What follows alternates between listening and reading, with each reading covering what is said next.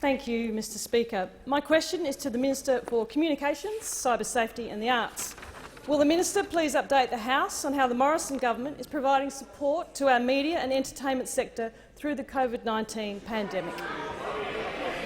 The Minister for Communications. Well, I do thank the member for Moncrieff, who brings a very relevant personal background to that question about our entertainment sector, having worked for some 30 years as a professional musician, and a very accomplished one too.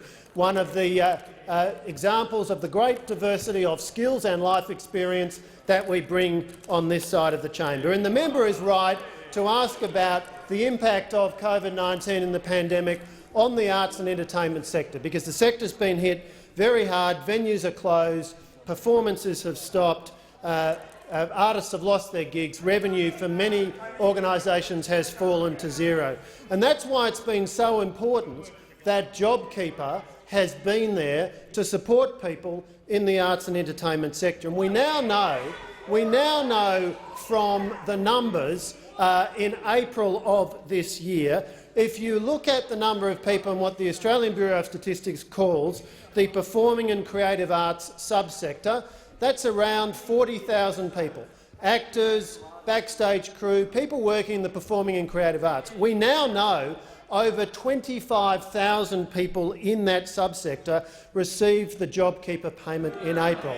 In other words, over almost two-thirds of people in the performing and creative arts subsector, $76 million of support in April alone, and that is as it should be, because this sector has been hit very hard and our support is going to the areas where the need is greatest. And Mr Speaker, I'm asked about the support that we're providing for the arts sector and the entertainment sector. Of course, targeted support through measures like $10 million for regional arts, $7 million for Indigenous arts centres, $10 million to go to Support Act, the respected charity which supports people in the music and performing arts sectors to assist musicians who may have been hit particularly hard by the loss of gigs thanks to COVID-19.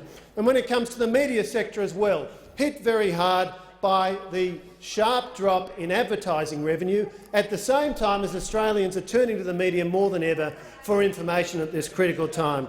That's why we've provided $41 million of relief from the spectrum tax, which ordinarily applies to radio and television broadcasters. That's why we've committed $50 million through the public interest news gathering program for regional broadcasters and for newspapers. Applications already closed on that. We've moved quickly, currently considering applications, and money will start to flow shortly. So the member is right to point out that the arts and entertainment and media sectors have been hit hard by the economic impacts of COVID-19, and our government has been there to provide targeted support to these important sectors.